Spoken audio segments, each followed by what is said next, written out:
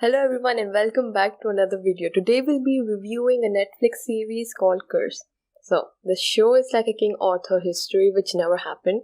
And in my opinion, no one has ever managed to pull off an excellent King Arthur story which is rich for becoming the next Game of Thrones. But this show does fall short here, unfortunately. We are introduced to Nimue, who becomes the Lady of the Lake and gives Arthur Excalibur. She is one of the Fays who are magical creatures. Now, Nimue has a curse and everyone in her village hates her for it. They call her a monster, and then all of a sudden her life is turned upside down as these red paladins are killing every single magical being. Oh, hell no!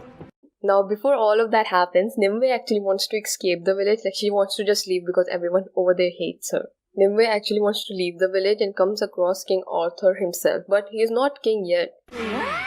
When she gets back to her village, the Red Paladins, who might remind you of the sparrows from Game of Thrones, have already attacked her village.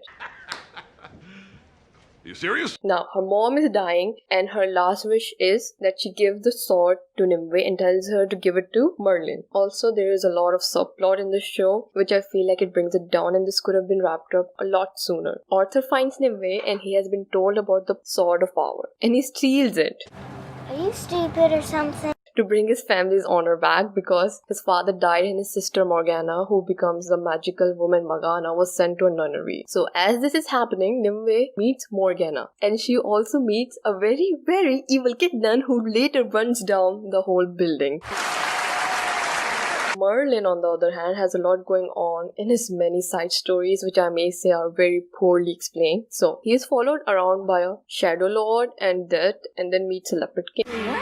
I feel like they could have given us more background information about these characters. So Nimue escapes the monastery and some blue paladin goes after her, and then we get the Vikings in the show as well. So now we have the Vikings, the Shadow Lords, the Paladins, the Red Spear. See, this is what I'm talking about. The show is way too overcrowded by now. At least in Game of Thrones, we had each tribe dying down, so it was easy to keep up with them. So after a lot of side plots, we learned that Merlin is actually Nimue's father, which explains why she's so powerful and why the person she thought was her father hated her the most. The sword in this show is like the Iron Throne from Game of Thrones. It corrupts people, and it has corrupted Merlin, and he killed everyone in Rome. Now I'm not sure if this vision was of the past or of the future, but we do see him killing everyone in Rome. Later, Nimue and Morgana go to a Roman battlefield which was cursed by the spider god. And then Morgana becomes corrupted by the spider and she starts seeing these visions. Merlin helps to reveal to the Ice King that Arthur is not true king. At this point, I was confused as hell because there was way too much going on and we really don't get a proper in-depth explanation of these many side plots. And then we had the Pendragon army trying to wipe out the Fae. The final battle, on the other hand, was amazing, where we had the Red Spear arrive. And then they finally revealed the hitman of the Paladins is a Fae and is, drumroll please,